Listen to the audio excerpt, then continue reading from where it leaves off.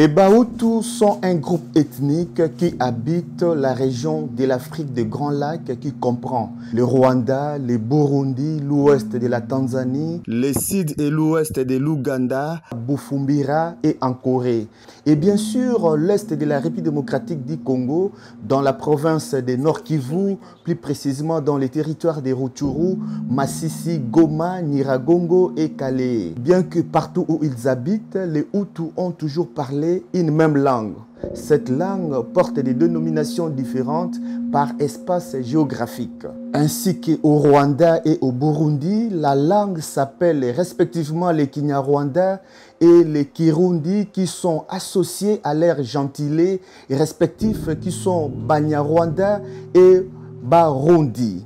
Les gentilés et les noms donnés aux habitants d'un espace géographique donné, c'est ainsi que les mêmes langues s'appellent Kia à l'ouest de la Tanzanie, Kifumbira et Kikiga au sud de l'Ouganda et Kinyankore à l'ouest de l'Ouganda, qui sont des dialectes locaux et propres à ces aires géographiques.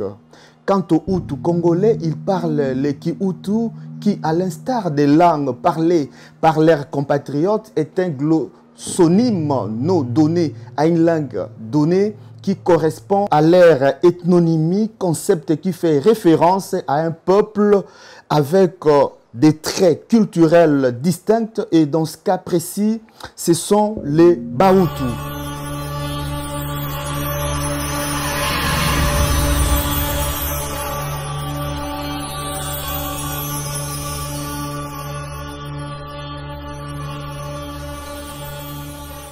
Le concept Banyarwanda a été façonné par la monarchie Tutsi du Rwanda qui, après des guerres meurtrières, des conquêtes contre les Hutus et les Twa, voulait réduire les distinctions ethniques considérées comme facteurs de désintégration politique et à en faire un symbole d'unité symbolique. Pour consolider leur monarchie, les Tutsis inventèrent des mythes, des légendes de supériorité dans cette pluralité ethnique dont les Bahutus, Batuti, Batwa furent ramenés au rang des sous-tribus au profit d'une tribu factice appelée Banyarwanda. Pendant la même période, la langue des Bahutus qui s'imposait à tous les Rwandais est devenue naturellement le Kinyarwanda, un facteur d'homogénéisation linguistique créant une autre fiction ou un ethnonyme qui en réalité n'en est pas un. Et glossonyme correspondait. Mais au-delà de cet alignement, il y a une autre réalité socio-culturelle importante à noter. La langue des Bahutus s'est imposée aux Tutsis du fait qu'eux-mêmes l'ont adoptée à leur arrivée en Afrique de Grands Lacs pour besoin d'intégration. Et au fil du temps, ils oublièrent leur langue d'origine. Les Tutsis gardèrent tout de même leur mode de vie pastoral à côté des Hutus fermiers et des Twa chasseurs. C'est cette distinction qui fait que le Kinyarwanda n'est pas en réalité un ethnonyme, concept qui fait référence à un peuple avec des traits culturels distincts, mais plutôt un gentilé non donné aux habitants d'un lieu, d'un village, d'une ville, d'un pays, d'un continent donné.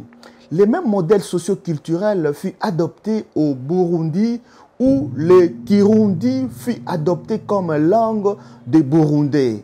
À leur arrivée, les colonisateurs européens avaient entériné cette réalité sociopolitique tout en adoptant certains noms à leur entendement, d'où les concepts de Rwanda et de Burundi. C'est suite à la mystification de la monarchie Tutsi et sa campagne de désinformation que les Hutus situés depuis des siècles en dehors du Rwanda actuel, notamment à l'est de l'actuelle République démocratique du Congo, furent appelés à tort Banyarwanda et que par ignorance, certains d'entre eux finirent par s'identifier à cette appellation jusqu'à une période récente.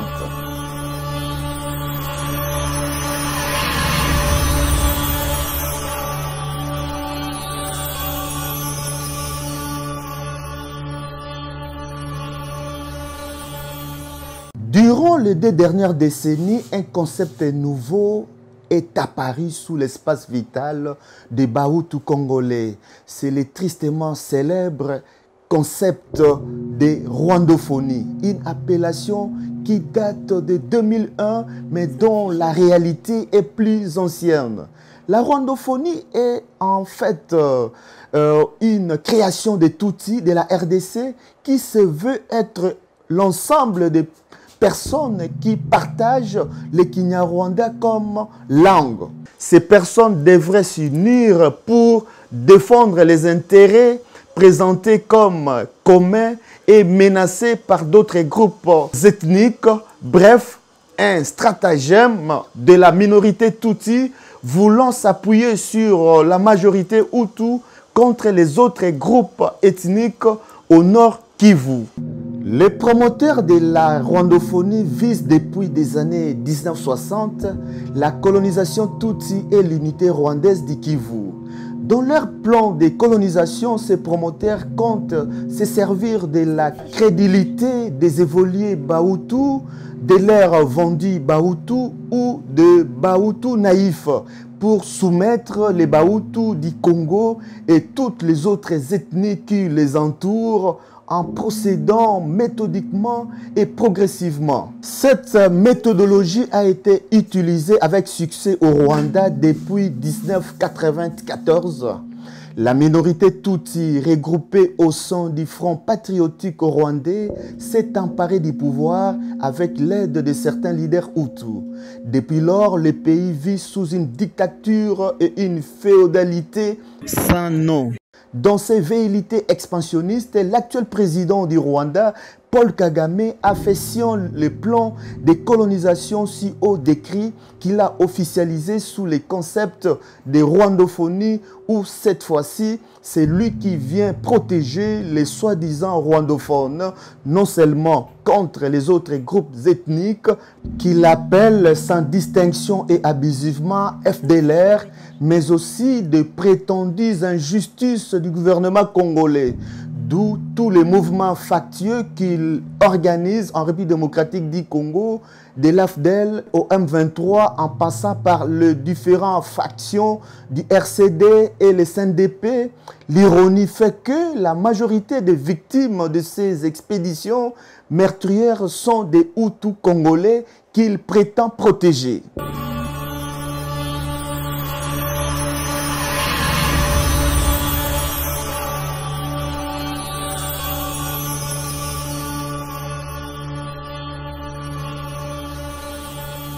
Les Banyarwanda étant les habitants du Rwanda, il est inadmissible d'être congolais et Munyarwanda en même temps, à part les gens mal intentionnés et en quête de balkanisation de la RDC et une minorité qui n'a pas compris l'essence politique de ces concepts en RDC.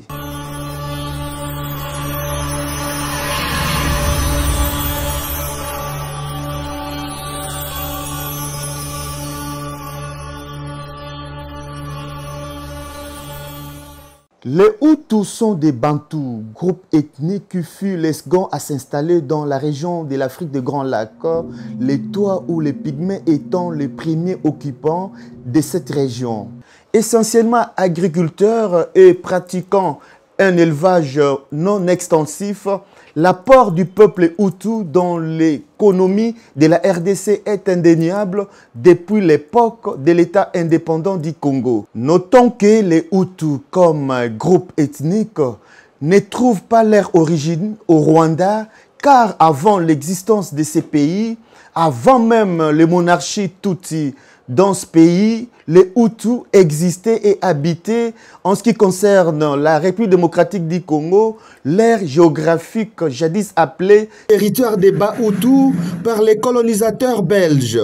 La plupart des Européens qui ont traversé ou séjourné dans l'est de la RDC à la fin du 19e siècle et au début du 20e siècle ont rapporté l'autonomie des Bahutus vis-à-vis des monarques du Rwanda. À quelques exceptions près, ces Européens appellent ces ancêtres congolais les Bahutus. C'est le cas de Ewart Scott Grogan et Arthur Henry Sharp en 1800 1999, le lieutenant Spilteltoire et Goffel en 1908 et 1909, le lieutenant Bogart en 1909 et le lieutenant puis major Gustave Verve-Lot. Le missionnaire père blanc Albert Sumlder, qui resta à Rougari de 1911 à 1916, nota qu'il y avait dans sa mission une minorité de Watuti qui n'y jouait pas sur le Bahutu majoritaire, le grand rôle politique qu'il joue au Rwanda. En 1933, la réorganisation administrative du Congo belge fit sur base des réalités ethniques de la colonie et le territoire des Rutshuru fut officiellement dénommé territoire des Bahutu et non des Banyarwanda. En 1936, Alfred Moller, parlant des ethnies du Nord Kivu, consacra près de 5 pages à celle des Bahutu des Rutshuru. En 1947, l'abbé rwandais Alexis Kagame, le grand philosophe, parla de la région des Rutshuru en termes de Ibuhutu, c'est-à-dire au pays des Bahutu. À partir des années 30 jusqu'au début des années 50 au Rwanda, Urundi, d'alors, les colons belges ont organisé un déplacement assez documenté pour en installer principalement dans les Massissi et par immigration interne, ils sont maintenant présents dans les Calais, Walikale et Ituri.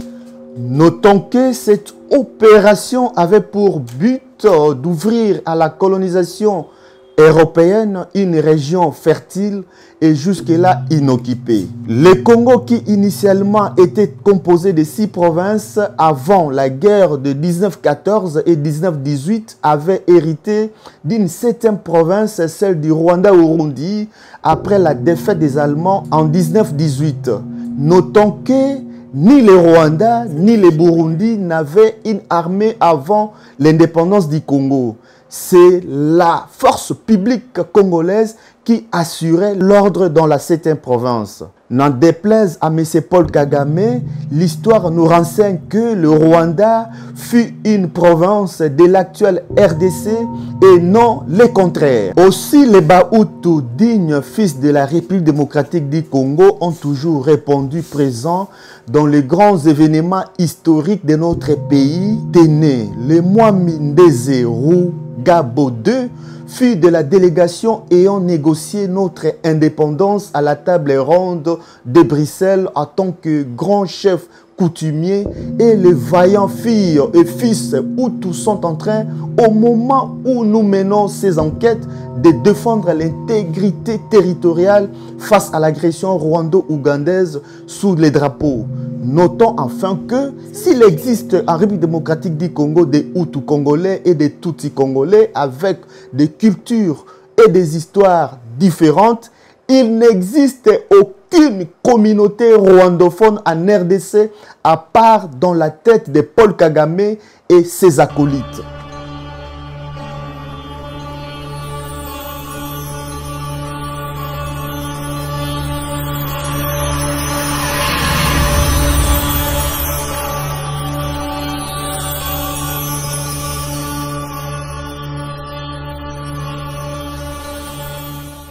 Comme nous l'avons démontré plus haut, le glossonyme Kinyarwanda est relatif au gentilé Banyarwanda et ne peut donc être parlé que par les citoyens rwandais.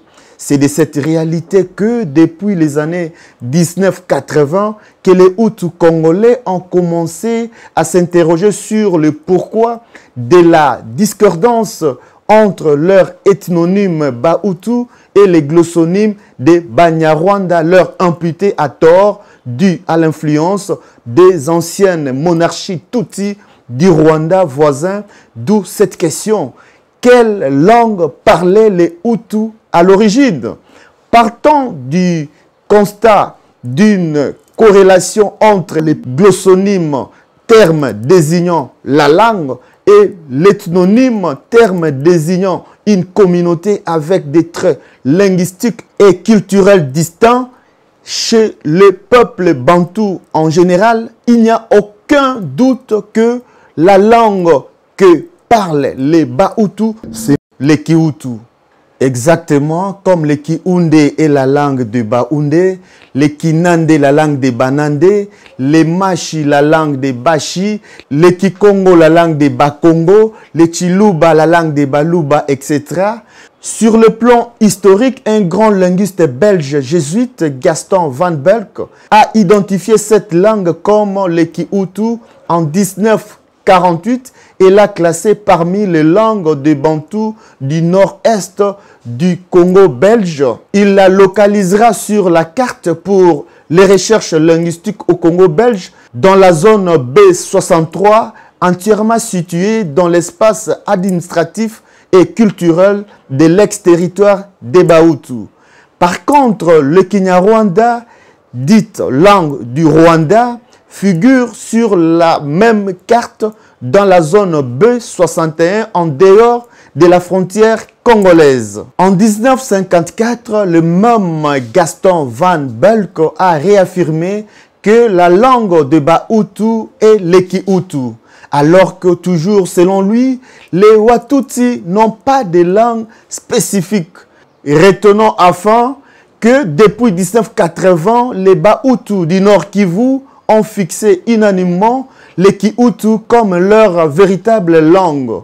Les articles paris dans leur ancien bulletin de liaison à Maïndouré depuis avril 1988 ainsi que d'autres écrits postérieurs en font foi. Mais le Kihutu, à l'instar de toutes les autres langues du monde, comporte plusieurs variations dialecticales locales comme le Kinyajomba, le Kinyabwisha, le Kisanza, le Kinyarugari, le Kikoma, etc.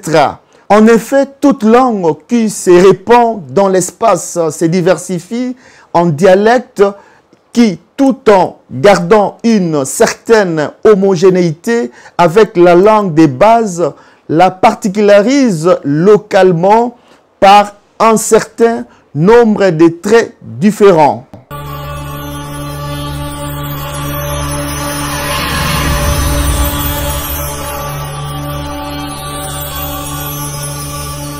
Sur le plan ethnique, la langue de Bahutu est en fait parlée par trois ethnies différentes. Les Hutus, Bantou, les Tutsi, Nilo, Amit et les Twa pygmoïdes. En interrogeant la langue elle-même, il s'avère qu'elle est Bantou, Niger-Congo en linguistique africaine et qu'elle coexiste avec d'autres langues, notamment nilotique, saharienne, nilotique, et même des langues pygmoïdes. Cette approche ethnique non seulement confirme que le Kihutu, langue bantou, est la langue originale de tous les Hutus, seul bantou des trois groupes ethniques qui la parlent. Elle confirme aussi que, bien qu'étant nilo-amite, les Tutsis parlent une langue bantou depuis leur arrivée en Afrique des Grands Lacs au XIIIe siècle. Certains Tutsis, bien que parlant les Kihutu, portent les noms sans signification dans cette langue ou sans lien étymologique dans l'histoire de la culture des Bahutu. Ce sont des noms comme Kagame, Kaiura, Mureboaire, Karangwaire, Mwangachouchou et tant d'autres. Ces noms seraient une indication de la langue que les Tutsis parlaient avant leur arrivée en Afrique des Grands Lacs et confirment leur adoption du Kihutu.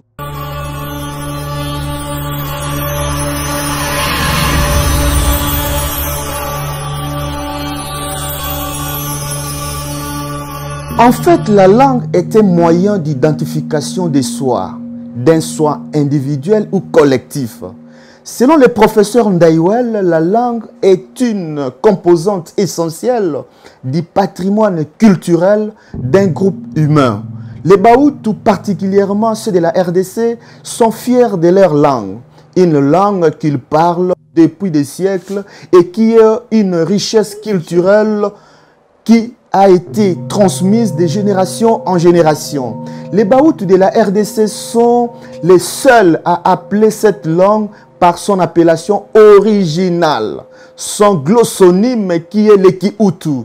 Si les Tutsis se targuent d'avoir régné sur leur hôte du Rwanda, Urundi, il n'en reste pas moins qu'ils ont été et restent culturellement colonisés par les Hutus.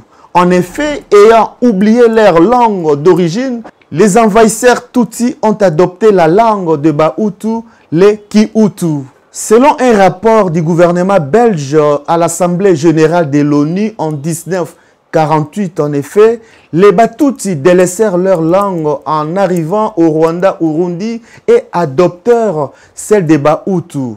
L'unité de la langue a contribué pour beaucoup à réduire l'abîme entre les deux groupements. Les Batois parlent la même langue mais déformée. Si l'appellation Kinyarwanda a permis aux Tutsis de consolider leur monarchie, elle a aussi aidé à dissimuler l'embarras d'un peuple sans langue, bref, sans culture. Le concept des rwandophones que nous avons décrit plus haut fait partie de cette stratégie de camouflage culturel. Un de leurs représentants, M.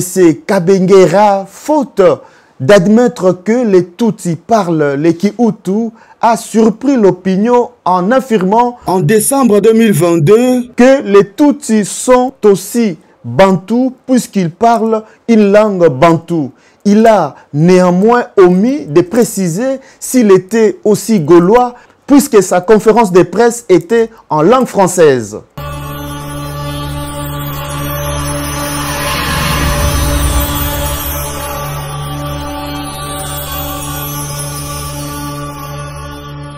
Voilà effectivement la bêtise humaine. C'est dans cette perspective que Paul Kagame et son FPR ont fait de la rwandophonie leur cheval de bataille. Dans sa présente invasion de l'Est de la RDC, la majorité de ses victimes sont Hutus, qu'ils prétendent venir protéger. La vérité qu'il y a corrélation entre la guerre dite du M23 et la langue Kihutu, l'armée rwandaise étant sur une expédition punitive des Hutus de la RDC qui, en proclamant que la langue Kihutu leur appartient, expose une vérité qu'ils voudraient cacher. En réponse, les Hutus congolais pensent que l'identité de quelqu'un n'est pas négociable et que le véritable chemin vers la solidarité entre les hommes passe par la reconnaissance de leurs différences.